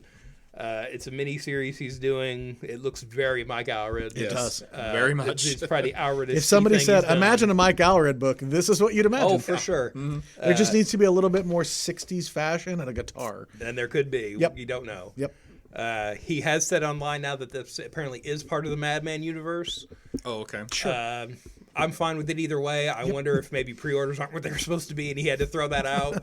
But yeah, I'm definitely in the bag for this. I'll be picking up this book, and we've got a Chris Somney variant cover with it too. It will certainly be trippy. That is for sure. Oh so. yeah, Yep. It won't make much sense. It'll be gorgeous. yeah. I wish this would have been out when I was 15. I would have bought the hell out of that book. Even better, you got it when you're 40. When you could afford to buy it. 122 is my next thing. Go ahead. Okay, so Cyberpunk 2077. This is just buttons and coasters and drinks and puzzles, which is so odd to have in the comic book catalog from Dark Horse. But I guess this is supposed to be the next big video game. Yep. So this is actually like the one video game that I am actually looking forward to. I haven't been looking forward to a video game in quite a while. So I'm interested to see what happens here. And there's a little bit more Cyberpunk 2077 later in the catalog. But so if you're looking for merchandise, there are several things to choose from here in this catalog. Then I don't go till 2:30. At 204. Well, on 130 going into IDW, we've got Transformers versus Terminator #1. There is a Freddie Williams II variant cover that's been online. I don't know why it's not here. That's really cool with Megatron and a bunch of T-800s. Looks pretty cool. So we got a couple 80s licenses meeting up, and I feel like there's got to be some good way to kind of tie those together. We'll see what they do, though. Let's see. On 141, we've got the Marvel art of the Brothers Hildebrandt, again from IDW. Here's an art book of, like, probably a lot of the card art and stuff like that the Hildebrandts did back in the 90s and stuff like that. So there's some cool stuff in here. Again, I haven't seen a lot of this stuff since then, but we'll see. I'm sure there's some good art. And again, especially since one of the brothers has passed since then, too. On 146, we have Star Trek Hell's Mirror. So it looks like this is tying together the Mirror Universe and Khan from Star Trek. And it's written by J.M. DeMatteis. So could be some cool stuff there. IDW's been pretty good with the Star Trek stuff I've been reading. So on 150, we have Monkey vs. Robot, the complete epic by James Kochalka. So, good way to pick up the Monkey vs. Robot run if you want. And I think there's a new story in here too. Yeah, for the first time, Monkey vs. Robot in love. Okay, 156, the title that I can't believe we haven't talked about before. I Can Sell You a Body. Yeah. I don't know. Mike It's on got issue in the other 4. It came in a couple of weeks ago over Christmas break, and I looked at it, and the title alone, I thought, did I order that? Yeah. And I was like, I don't think I did. And I flipped through it, and I thought, never seen this in my life. And I put it back on the shelf, and I checked with Mike, and he's like, no, I just thought it was interesting, so I got it. The title alone was like, this feels like I might have ordered this, but I didn't. It wasn't me. No, okay. It's just odd. It's just like I can't believe none of us have mentioned it before. So. On 162, we've got the Complete Chester Gould's Dick Tracy, Volume 28. This collects 1974 to 1976 of his run, and apparently this is the next to last volume. This series of reprints has been running since 2006. I did the math back when they started. I figured it'd be about 30 volumes, and it's apparently going to be 29, so I was pretty close. Close. So that'll be wrapping up. Let's see. Next thing I've got. No, it's right after mine. Okay, so 204, I've got King of Nowhere from Boom. Boom's been on a pretty good tear of creator-owned books that have been so popular that the minis turn into ongoings.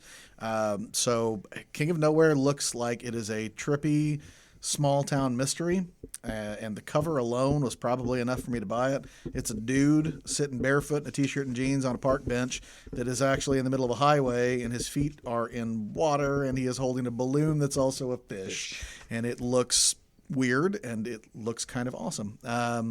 It's from the guy Maxwell Prince who wrote Ice Cream Man. I did not read that. I don't know anything about it, but I know that A lot of people like that book. Yeah, it had a very devoted following here, and I remember thinking, should I read that? What the hell is this? Yeah. So I saw some people who that was one of their only polls. Yeah. But it's art by Tyler Jenkins, who did Grass Kings with Matt Kent. I did like that. So I'm in the tank for that. No problem at all. And you're going to talk about Once and Future. Well, and speaking about miniseries that turn into regular series, Once and Future. But I griped about it when they turned it into mini, but I don't know. They got another story. It's been fun. Yeah, I'm really liking it. I want more of what's going on in this world.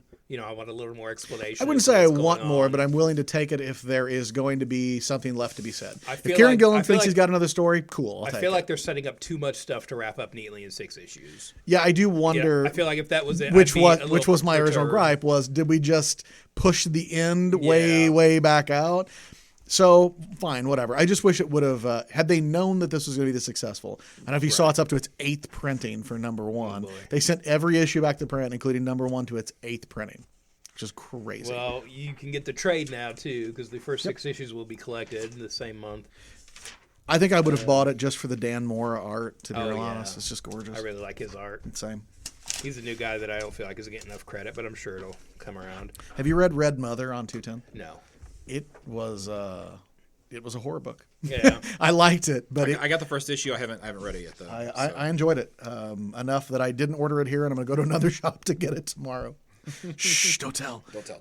Because it will be sold out, and I won't be able to get it in reorder. And then Something's Killing the Children has a new story. So I feel like Something. Have you ever read Something Is Killing the Children? No. I think Something Is Killing the Children has a universe that can be explored better than Once and Future. Because it's just like sort of about, it's basically Buffy. She kills monsters. She's a blonde girl, kills monsters. But I'm not that I'm griping about Once and Future, because I'm enjoying it, but of the two. It doesn't sound like you're enjoying it that much. I am.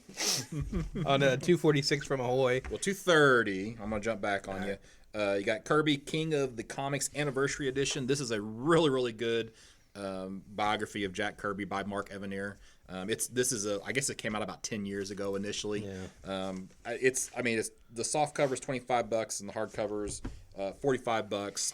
This was re-released a while back for a lot less money. You probably can find one on a shelf someplace and pick it up. But if you want something that's a pretty good read and get a little history on Kirby, I think that's a really, really good book.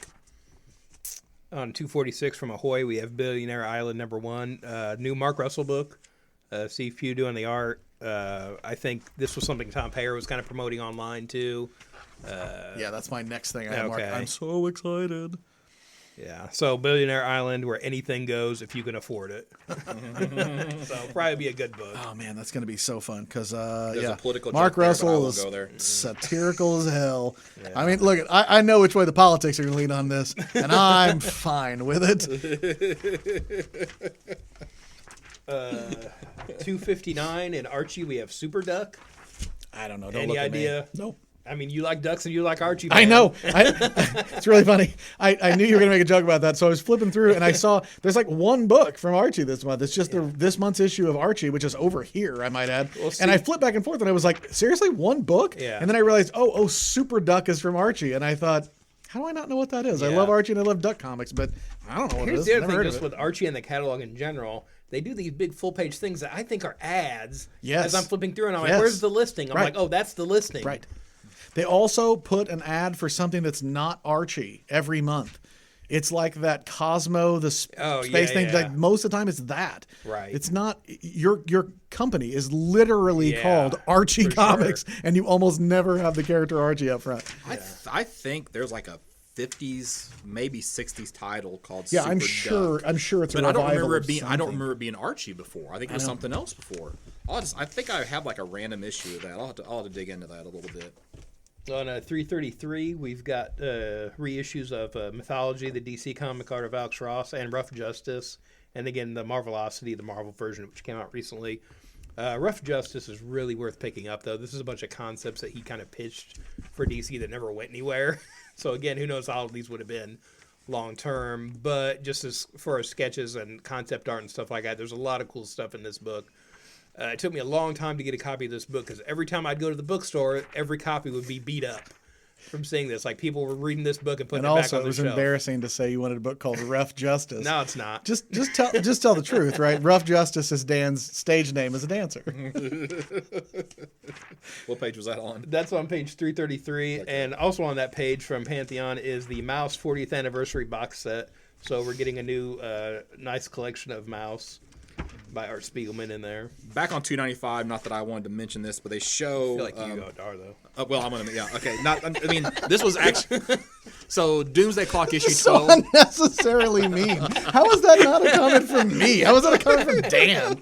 Doomsday Clock issue 12 had a blank variant cover. Okay. But it was yellow. Yeah. Right, which was really kind of weird. So they actually show this. They have this. Guy, I guess he's just like a house guy for Dynamic Forces or yeah, something. yeah. He does This a lot of stuff for Yeah, him, I because think. he has like several books here that he's done like head sketches on. So he's got this Rorschach on this cover of Doomsday Clock. But they're actually doing a lot of these blanks now in other colors. Like there was a Ghost Rider a couple months ago that was a black cover. So like I've got to figure out who am I going to get to do this, cover for me, because I think it'll be really cool, but somebody had to come up with something very creative. I bet I to could. actually.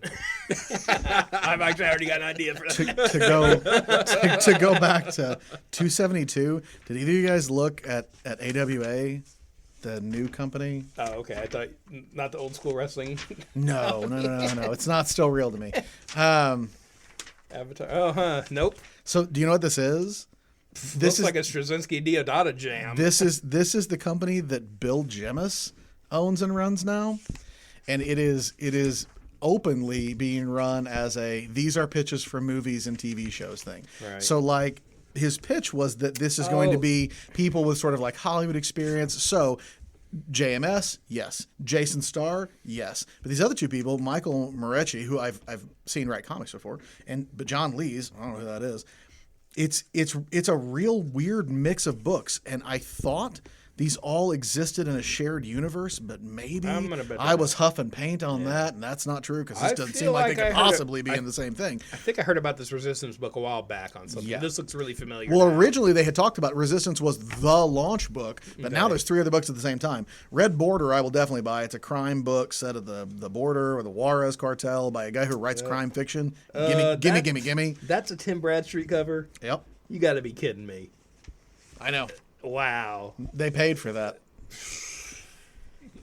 It's Man, not. I love Tim Bradstreet's work, but that is. You can't see the distinctive Man, I wish this was a video podcast so we could hold this up. It's basically just a pastel sunset cover and somebody sharpied kind of a wall, a silhouette of barbed wire. and some barbed wire, and it's just like Wow. a silhouette of it. I mean, look, it's an effective cover. I just for don't know sure. that I would have paid for Tim Bradstreet to do that. Will Conrad, what's he done? That name's real familiar too. The artist on that one. Oh man, now what I gotta think. Do you recognize it? Yes, I do. I cannot think of what he's done though. We'll have to Google that later. Yep. Google that, listener, and let us know. It'll be way too late. But, Yeah. but thank you. Page 278, just one of these random books, A for Anonymous. So this is about Right. the alleged anonymous group that existed many, many years ago and did things like, took down the PayPal website and Visa website and did some other, social, cyber terrorism type things. This group, by the way, doesn't really exist in its original form anymore. But Yeah, if you want, Scott. the secret's out. So, but I don't know. I thought it was an interesting topic for a graphic novel. So. On page 340 from Scholastic, we have Daphne and Velma, Book 1, The Vanishing Girl. And this is just a prose, a book. But there is a name I don't see anywhere in this listing, and that name is Scooby-Doo. And so it looks like this is just sort of like a young reader's Daphne and Velma book, which is fine. It just seems weird that they're not kind of tying it in with the license really on there. I don't know if that's like a new series they're looking to do. It says Book 1, so I assume it is. Comic Vine says that Will Conrad is an inker, a cover artist, and a penciler, and he's worked on Buffy, Elektra, Serenity, She-Hulk, and more. It also says that he was nominated for a Hugo Award for Best Graphic Novel Story. He was just nominated, didn't win, but I can't figure out what it was nominated for. That Well, Hugo, it's got to be some sci-fi thing. Right, you right. know. But I was trying to figure out what it would have been, but I don't see anything. 351 is my next thing. I'm in the merch section. Oh, okay. go. So this is kind of weird. So in Titan, they've got a full page ad for Blade Runner 2019 Free Comic Book Day edition. Yeah. All right. To set up issue 9 is going to start a new story, and then they have a third of a page ad for the actual solicitation on the next page for issue 8 of the ongoing series. I saw And that. I'm I thought that was what weird the- too. What the So heck? you don't miss it, man. I want you guys to see it. But they're more concerned about you getting the jumping on point for issue 9 than Yeah, the get the solicit book you for issue don't 8. pay for, Yeah, make sure you pick that one up. So I just thought that was a little odd. So. On 372, we've got some of the art how-to books in here. We've got the DC Comics Guide to. I have some of these. They're pretty good. They're written by professionals who know what they're talking about. It's not just some fly-by-night kind of thing like you used to get all the time in the 90s. What's interesting here, though, is we have the DC. Then on the other side of the page, we have the Stan Lee versions of these. But on the DC solicitations, they've listed one of the Stan Lee books instead of the Guide to Coloring. So I don't know who's laying out these pages at previews, but somebody kind of dropped the ball. I've got another mistake here. later in the catalog Yeah, I do to talk too. about. So After that, on 373, to go along with those, we have the Will Eisner books. We've got Comics and Sequential Art and Graphic Storytelling and Expressive Anatomy. I bought these Will Eisner books a long time ago. If you're interested in creating comics, you need to have these books.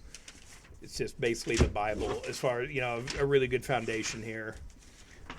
Going into the manga section on 394, we've got Star Wars, The Legends of Luke Skywalker, the manga. So if you don't have enough Luke, because you're probably not getting too much more now, as far as the movies go anyway, there's that.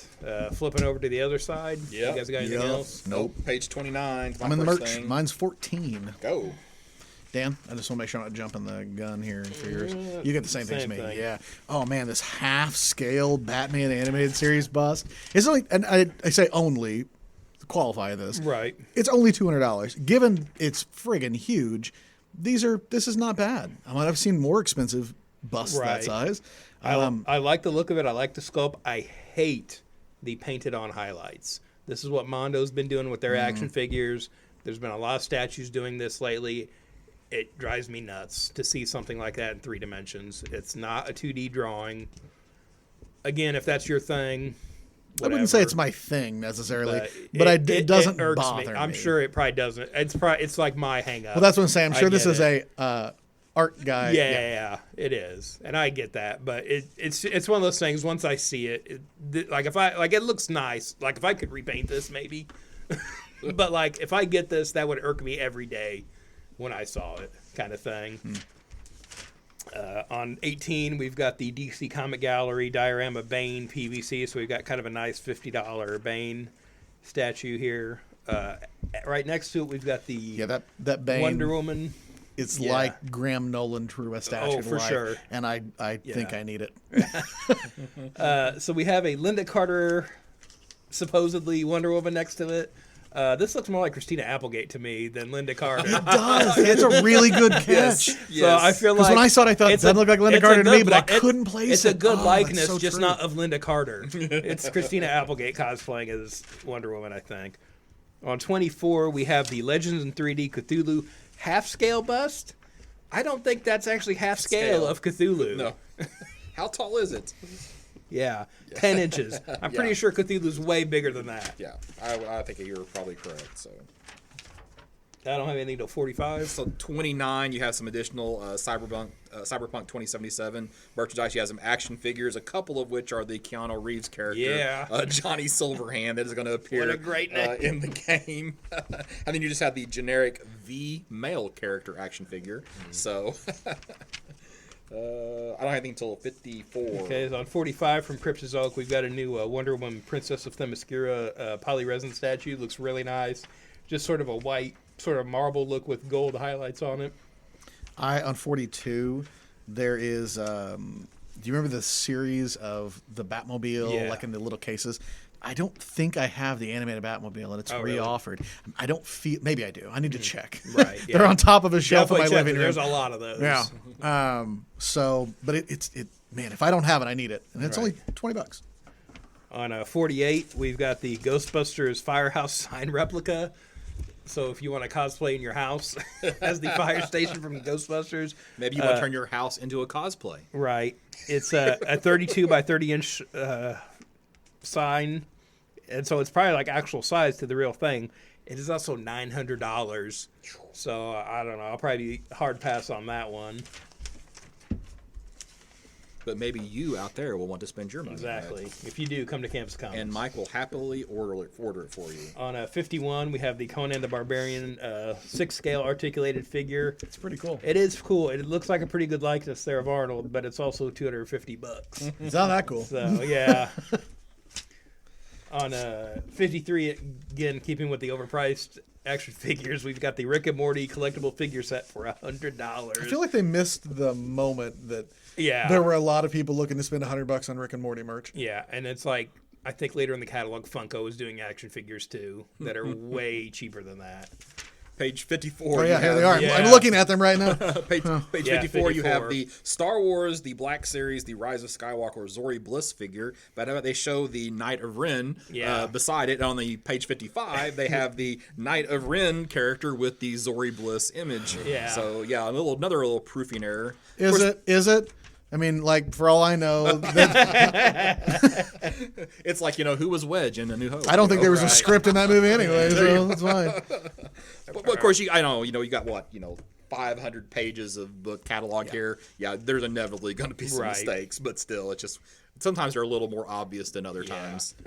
So right after that on 56 with Super 7, we have some Archie Comics reaction figures.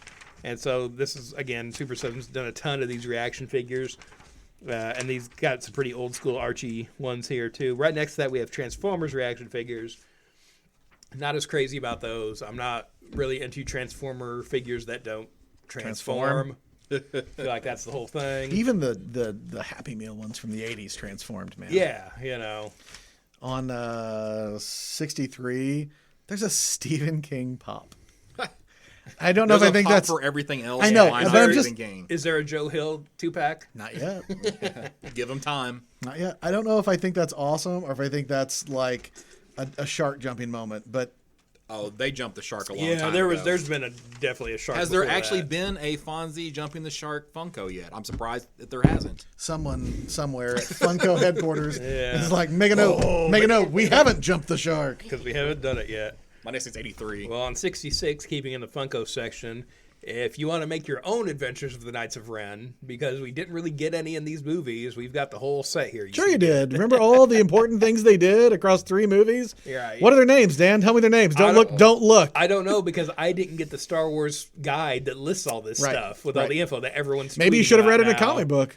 Because someone today told me about how, that's in the comic book. And I thought, oh, yeah, that's what I wanted from that movie. For me to go buy a comic book to have that movie explained. So right after that, we've got the Pop 80th Anniversary Batman of Alfred with Wayne Manor set. So we get a pretty good-looking Pop Alfred with a Wayne Manor. And you know what the great thing is? That you can turn his head around just like Bane. Too soon. On page 73, we've got the Star Wars Mandalorian artifact statue, which is sort of like the first version of him from the show. Looks pretty good here. And again, not a ton of Mandalorian merchandise yet. Nope, not yet. Definitely no Baby Yoda. How long until this catalog is full of Baby Yoda stuff? His name is Pistachio, and I will thank you. I will thank you to call him by his name. Because I feel like it's coming as soon as they can it's get gonna it in here. Yeah. When will Marvel have their first Baby Yoda comic? Ooh.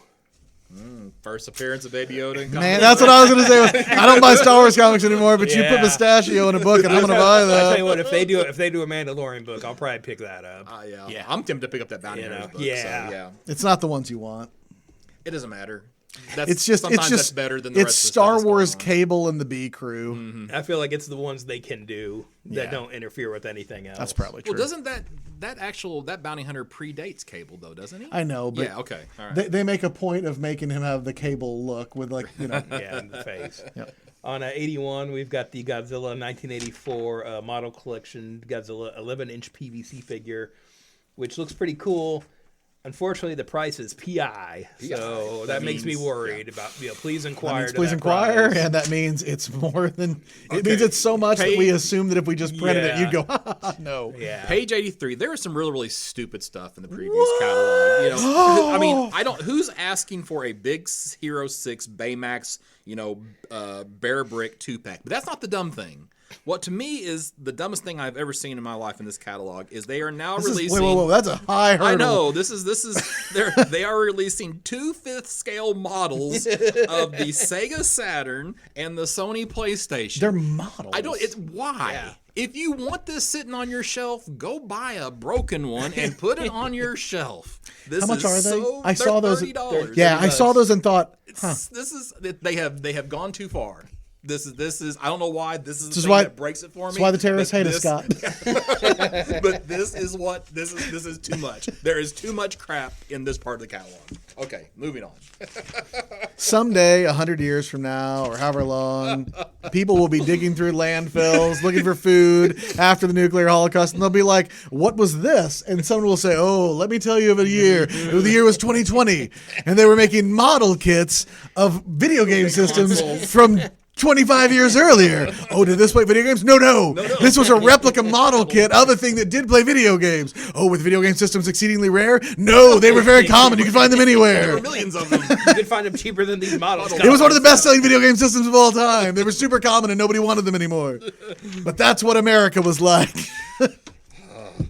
On page 87, we've from the New Japan Pro Wrestling, we've got the Jushin Thunder Liger 1/12 scale figure, and I think he's on his farewell tour now. Yeah, I I believe he's getting ready to retire. I thought the New Year's Day stuff was it, but I think he's got a few more things coming still, but celebrate the career of Jushin Thunder Liger with this action figure. human anime that he is. On page 99, again, maybe I'm getting old. Why is it the Universal Monsters creature from the Black Lagoon tote and the Ultraman Series 10 tote? Why are these not just lunch boxes? Yeah. The same reason that it's bizarre that the save icon on a computer is a floppy disk, and so many people don't know what that is. And people don't carry lunchboxes anymore. Right. I know, I'm with you. It's a lunchbox, but I mean, it's not, It's not a smaller solid scale, metal- it's not a right? metal Like one, it though. sounds like it's is still it over here too? Yeah.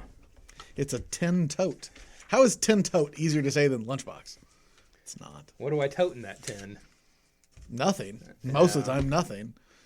On that 101, we've got the Star Wars Geek Tiki ceramic mugs, and we have a Death Star, Dio, BB-8, Kylo Ren, and Yoda Tiki mugs you can get. I feel like is the Death Star one still a Tiki mug?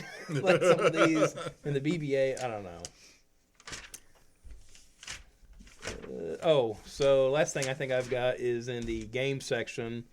We've got the Marvel HeroClix unpainted miniatures. They've had those before. Is that? I was wondering about that because they definitely were doing it back when I was playing. No, that's something fairly recent. But they've Okay, had those. but listed I'm before. also like, why weren't they just doing that from the jump with this line? It's probably You know, their like last, other probably their miniatures. last gasp for money. You think so? For that license would be my guess. Because Also, why is it called HeroClix Deep Cuts? Why is it not called Deep Clicks? You can have that one for free, HeroClix. WizKids, it's all you. That's the last thing I've got. All right. So blank covers. You've got Spider-Woman 1. You got Cable 1. This is one of those black cover variants. Merca Andolfo Mercy 1. Robin 80th Anniversary 100-page. It's going to have a blank cover. Strange Adventures 1. It's going to have a blank cover. Shang. Star Wars Bounty Hunters back, 1. Shang. And Exo Man of War number 1 and number 1. I'm surprised you didn't mention that. Yeah. So... I didn't think it needed to be mentioned. We all know I'm buying it. You got a book you're looking forward to, Dan? X-Ray Robot. Mike Allred okay. being Mike Allred. You know. I may have forgotten to pick a book that I was looking forward to. Oh, Strange Adventures. That's ditto on that Yeah. one. I think that's the one I'm looking forward to. As I well. remember sitting on the couch and thinking, well, I know what my pick is. And I was Right. like, or did I? Oh, God. Yeah, Strange Adventures, obviously. My investment book would probably still be Strange Adventures, but also King of Nowhere. I think feels like a thing that could really easily be adapted for cable because it's sort of like weird and trippy, and it feels like it'd be on HBO. Probably won't be, but you never know. No, I don't think Dude, you might be wrong on that dude, one. Brian Vaughn's Ex Machina got re-optioned and is being. You remember that? And it The being superpowered man? renamed, right? Yeah, it has to be. Yeah, it has to change. So Yep. But honestly, the new title is better because nobody's going to call it Ex Machina, yeah, there you go. which is what used to happen all the time. People are Right. going to be, y'all got Ex Machina? Like, I got Ex Machina. What? Yeah, I got Ex Machina. Yeah. Well, it's hard to pick. It's weird that you would pick a Tom King first issue as a, could also pick that as like a money book because for whatever reason, like what Vision number 1, that that book is a little bit pricey. Because his stories keep being adapted into shows and movies and things. And then Mr. Miracle Yeah. number 1. I mean, Yeah. that book was And out the of print variant, and hard too. to find. Pick your book. So so that absolutely could be an investment book as well. Decorum 1. That means with Hickman, that could end up being I don't something. know. Are they going to make a TV show called Decorum? No, You know. but are they going to make a TV show off of that premise of a society of assassins and this is the nicest Right. one? If they can make 30 plus seasons of Survivor, then yes, they can make a TV show called Decorum. That's true. Everyone survives on Survivor for that. right. I've never seen anybody die. No, came close. Well, the guy caught his face on fire one time. That's true. I think so. Yeah, huffed too much smoke and hands went in. I was watching live. That was it was Now, gross. one that could be like Strange Academy 1, as much as I think that's going to be a terrible title. It's going to introduce feels like some it characters. absolutely could be on Disney Plus. Yeah, and it's going to introduce some characters. That's going to be some agree. characters' first appearances. Agree. So It's maybe an the interest- Mindful one. It's an interesting place we're in right now, right? Where you can't afford to buy first appearances of characters who haven't shown up in TV shows or movies a lot. But it almost isn't as big of a deal because you have two categories. You have first appearances of Silver Age characters, right? And then you have, that's the story arc that's being adapted into blah, blah, blah, which is what the Tom King thing is, right? You don't have to buy the first appearance of Mr. Miracle just because they're making a New Gods movie, but you can buy Mr. Miracle 1 through 12 because that is the story that's being adapted into New Gods, allegedly. And Vision 1 through 12 is what's being adapted into WandaVision. And so it's like you could go either way on that. You could get the first Vision and the first Wanda, or you could get Vision 1 through 12. And either way, they're both still going to be valuable. One's just a little bit more attainable than the other one. Right.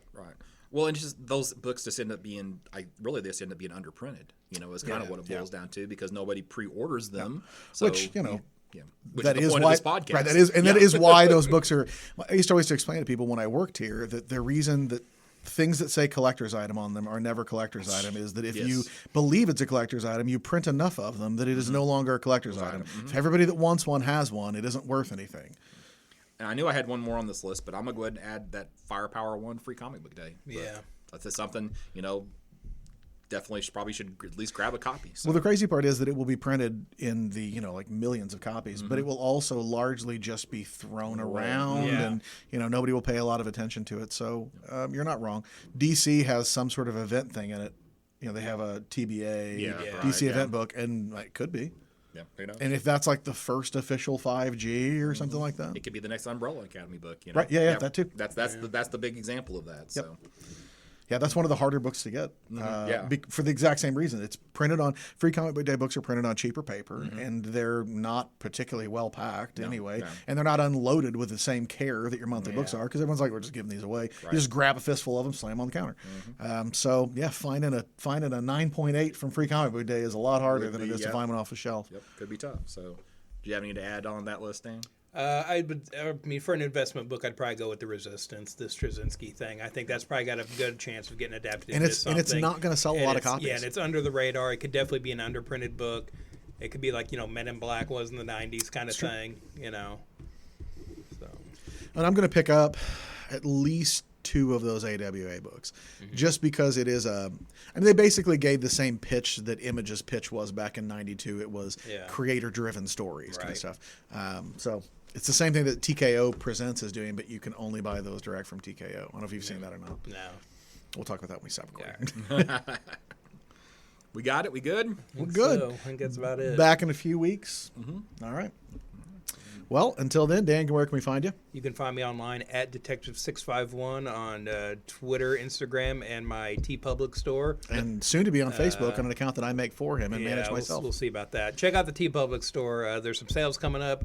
So right now coming up, I didn't know about. They just decided to throw a flash sale out there that I couldn't promote properly. Oh, my stuff's on sale, I found out. So check that out regularly. I'm trying to get some new stuff up there pretty soon. Scott Reed, burgcomics.com, burgcomics.com. I'm starting my convention schedule for 2020. Yeah, I just saw it on Facebook. Yeah, so it looks like April, starting in April, and I'll start attending shows again, so getting stuff ready for that. That is con season. And I'm at Wookiee Copilot, WOOKIEECOPILOT.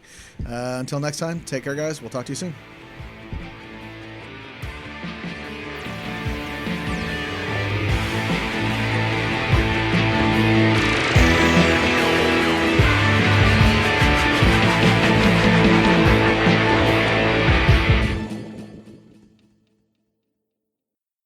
That's legal in Illinois now.